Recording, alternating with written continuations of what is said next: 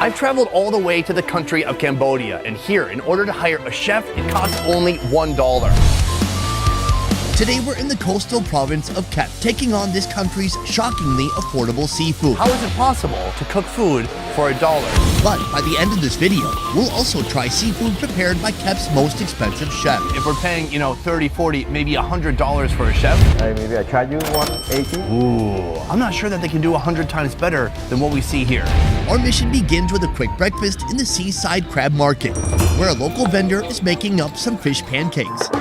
First, the meticulous task of deboning these tiny fish. And if you're gonna live in Khmer, then seafood handling skills like these are a must. So Khmer was actually back in the early 20th century, a place where the French elites and the Cambodian elites would actually come and vacation here because of the beautiful, pristine beaches. So after the Khmer Rouge, it sort of died off a bit, but recently it's been gaining popularity again. Here you'll find a lot of local Khmer people coming not only to hang out at the ocean, but also to come to the Khmer crab market, which is renowned for its fresh seafood. Under the force of steady, sharp blades, the fish fillets turn into a fish paste. Getting ready for some seasoning. This is actually called pahatrai, which means minced fish. They mash it up and they mix it with krung. This is probably one of the most popular fish treats or fish food. The flavorful fish paste is shaped into flat discs. Then bubbling oil turns them into appealing golden fish cakes. Wow.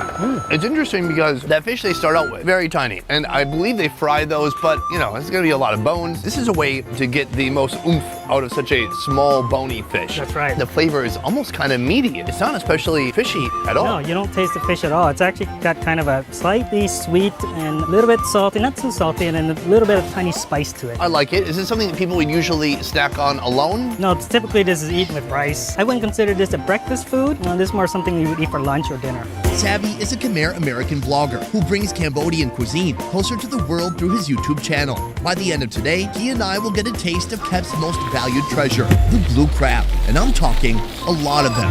But before that, there's much more to discover at this seafood market. One thing that's really special about this place is the fact that you can buy raw seafood and someone will cook it up for you for very little amounts of money. To get a meal cooked is as cheap as $1. Our next move from here is to tour the market, take a look at what they have to offer, find some raw food, and have it cooked up by a local. Okay. Inside the seafood market, you will not find exotic sea creatures imported from all corners of the globe. But what you will find is 100% locally caught, and that's why it's so cheap. The seafood cooking options are many. Stingray, crabs, both big and absolutely tiny, snails and blood cockles, and fish of all shapes and sizes. They also have some of the biggest shrimp I've ever seen. They're like this big. That part, right there. Some say they even taste like lobster. Are these Cambodian shrimp special? Yes, those come from the deep ocean, so they're much tastier, they're sweeter and more plump and bigger. These are jumbo tiger prawns, inhabitants of the Indo-Pacific Ocean, known for their potential to grow up to 1 foot in length. Chef P here is about to turn them into a mouth-watering dish, and she'll perform this feat for only $1. Soon we'll discover how she manages to turn a profit at such a remarkably low price. $1 is not a lot of cash, so how many meals are you able to crank out in one day? She begins by cleaning the prawns, removing their heads and deveining them too. Next, she expertly stir-fries them with oil and garlic until the meat is perfectly firm. She adds a touch of ground pepper, her secret sauce, and she finishes with a handful of spring onions. Oh man, this one's so big. So I typically will rip the head off. There's like a lot of good stuff in there. Oh yeah, all that head fat. That's pleasurable. The head is full of that head butter. It's a very rich flavor that comes from that melted down tamale, the organs that are inside the head. This one had a fat head. If I was a shrimp, oh man, there'd be a lot of head fat.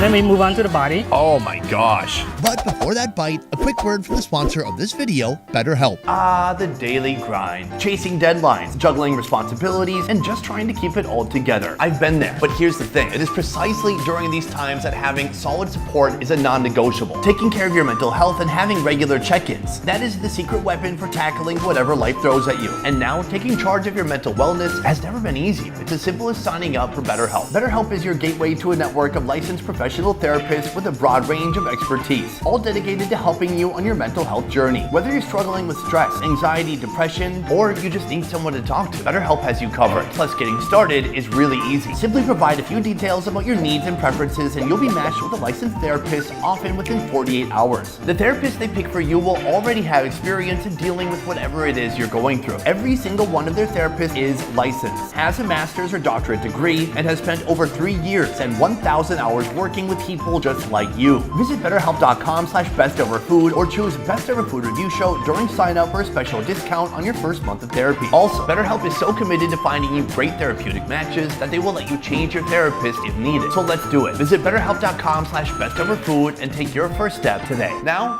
back to the show. Go. Cheers. Oh my God. Yeah, that's nice. You took the whole thing down. This is a 2-biter. If a shrimp requires 2 bites, it's basically a lobster at that point.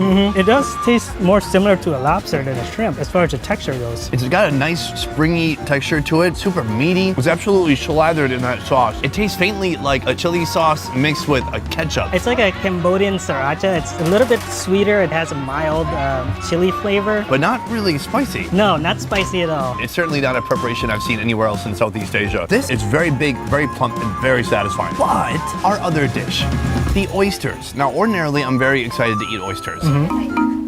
These I'm not super excited to try. I will tell you why soon. But first, let's talk about prices. Now you might be wondering how P makes a living if she's selling scrumptious dishes like this for just $1. It all comes down to volume and speed. Customers present the seafood, and she works quickly to crank out a meal. Rinse and repeat up to several dozen times per day. So each day she makes about 30 meals on average. So each day she makes about $30. Well, we're about to get one more on the books. Let's do it. As a side dish, how about something a little more daring? Oysters are, you have to be careful. They have to be kept at not room temp. Here, they clean it off in warm water, put it in a plastic bag, then let it sit in the ambient heat, which is about 90 degrees. A lot of people eat these raw. Yes, I had some last night. It's like playing Russian roulette with your guts. You only live once. And you only die once as well. These have been grilled for safety reasons. And then they put some stuff inside. Basically, when they grill it, they baste it with totray kokong, which is basically fish sauce, vinegar, sugar, garlic, and chili peppers. And then they top it with some fried shallots. Oh, that sounds great. Should we try some? Cheers. All right. It tastes delicious. It's super savory. You can taste that fish sauce immediately, and then you get the amazing smell, texture, and taste of those fried shallots. It's like the best way to spice up your meal. Honestly, I could eat a whole tray of these myself. Like, I love oysters. For me, it's the totray kokong. That combination is very Cambodian. I haven't seen that sauce anywhere else, really. It just reminds me of like Cambodian seafood. This was a great start to the day, but from here, we're gonna actually try to find the most premium seafood that they have in Kep. This is awesome. There must be 200 crabs in here. And after that, we're gonna find the most expensive chef and compare their food to this. But first, we have to get ourselves some crabs.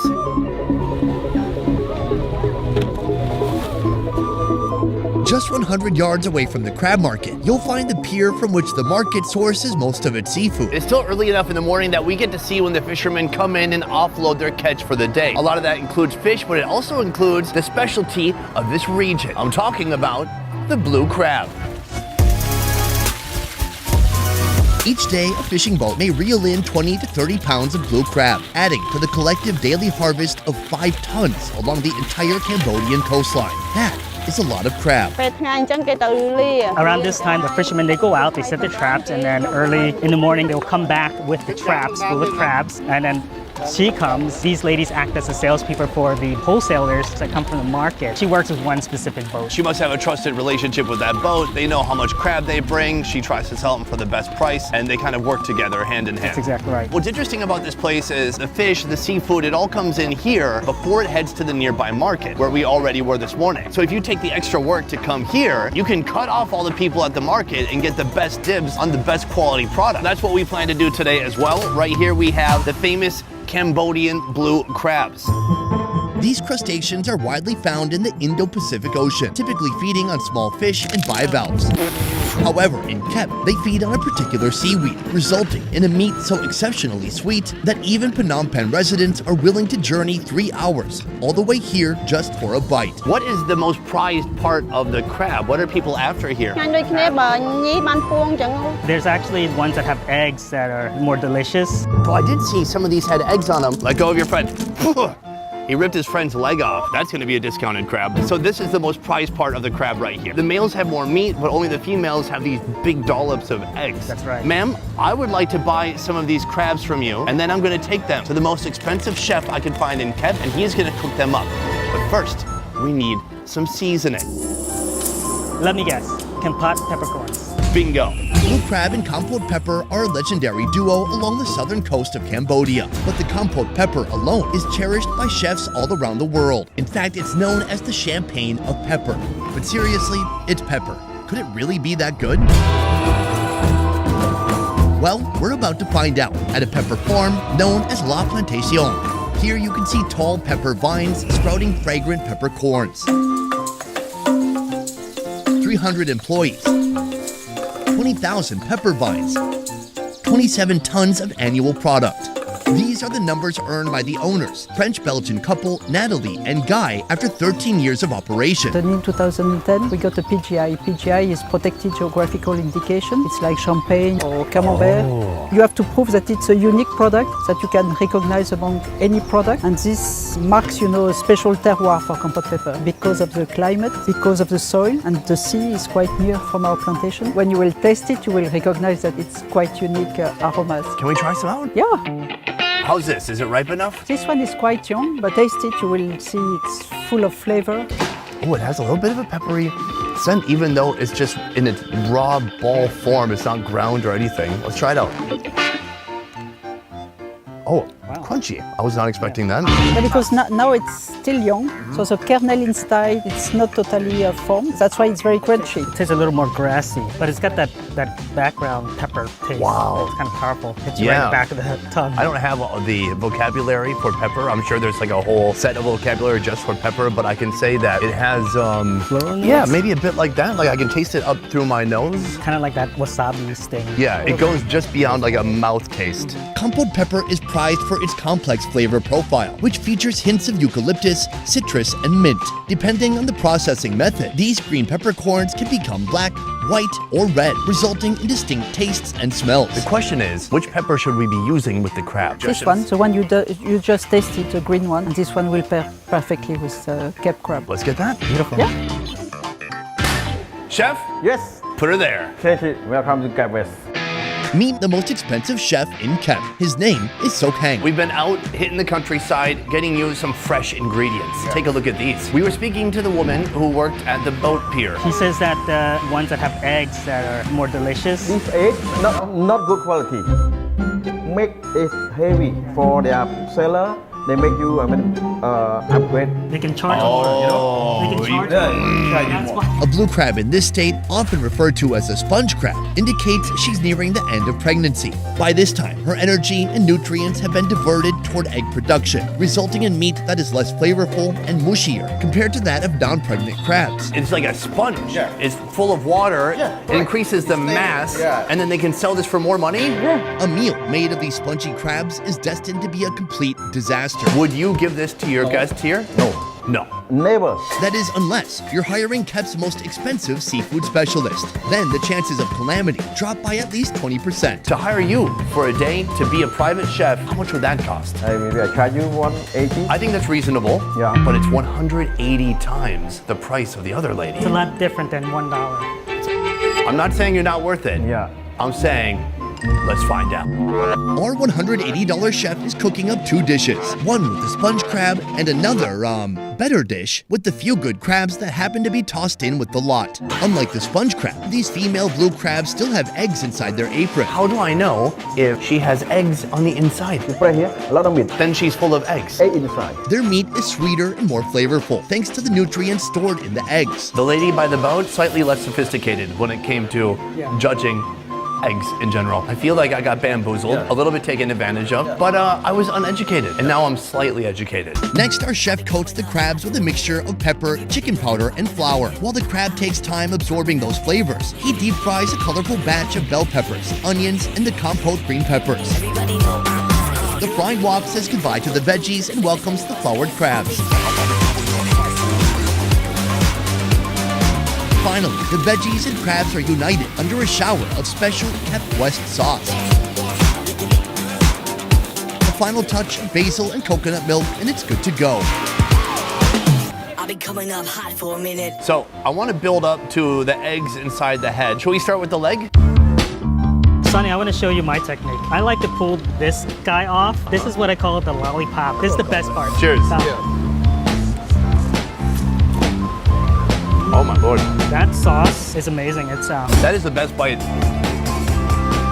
I believe, in the entire crab. That is full of meat, and it's just been kissed by that sauce. The sauce is sticky, it's sweet, it's savory. It has such a wild, complex flavor to it. I like to take a bite of the pepper before I take my next bite of crab meat. Okay, yeah. Give me a mouthful, and I'm going back in. Man, that's good. The flavor is magnificent. Shamefully, I've never had the guts to just like eat the peppers off the peppercorn. I thought they already did their job of seasoning. I believe a lot of that strong pepper flavor is lost from the stir frying, so you get a hit of it taking a bite directly. Here we have the head. This is where we have the internal eggs rather than the external eggs. So this is about 2-week-old eggs in there. Cheers. I can see why these are more desirable. Very different flavor because those eggs have some oomph. They got some personality. A different texture than the meat, obviously. Fattier texture. It's a bit briny, and it has some real like seafood flavor to it. A slightly fishy taste to it. What do you think about the chef's seasoning? It's definitely a lot more complex than the $1 chef. True. There's a lot more depth. It didn't come out of just like a generic plastic container that had a bunch of random store-bought sauces mixed together. Right, it's very reminiscent of Indian curry, maybe because of the coconut milk. Man, the balance between those fatty, briny eggs and then just the incredible flavors that you've imbued onto the dish. So good. It's unbelievable. But then here, you have something you would not typically use or serve to your guests. Here we have the crabs with the eggs on the outside of the body. The spongy crabs start off with a similar treatment, but they begin to take shape with the chef's special black pepper sauce. I have the tailbone of the carapace here. It's spongy, it's soft, it's strange. Oh, it's so funky. Like, you know, like styrofoam. Yeah, there's a biological kind of a mesh that's holding all the eggs together in one sack. There's no way to even scoop it off. I think you just have to bite it off. Right? Huh. So, the texture, terrible. Yeah, terrible. Yeah, but the sauce? The sauce is so good. Oh my, I feel so mixed. I'm torn, I'm conflicted. The flavor is awesome, but then when you bite into it, it's hard to explain. It's almost like very, very thin bones or like very thin shell pieces that you can feel them kind of crunch as you bite down. It's like this weird mesh netting that holds all the eggs in place, and that's what you're trying to chew on. I think the lady down by the boat, unless she has some kind of special recipe, I believe she may have been incorrect. Definitely. I always encourage the supplier, the fisherman, don't take it, let it gone and make the baby away. And that's something I wanted to ask you about. Clearly, when they're bringing in crabs, and many of them are full of eggs, that cannot be good for the sustainability of this profession. You know, when you have a crab with yellow eggs, that means in 6 to 7 days, they're gonna release. If they're darker, it means maybe within about 24 hours, they're gonna release, and those thousands of eggs have the potential to turn into new crabs that could be caught in the future. Are there any laws against keeping They have the this law. crab? But in a lot of cases, I believe people don't follow those laws. Why do you think Cambodians here are not following these rules? Some people, they need money. And the buyer like us, we don't know, we're going to release the baby soon. So we still buy. Lucky you bought this, nobody see you. Yeah.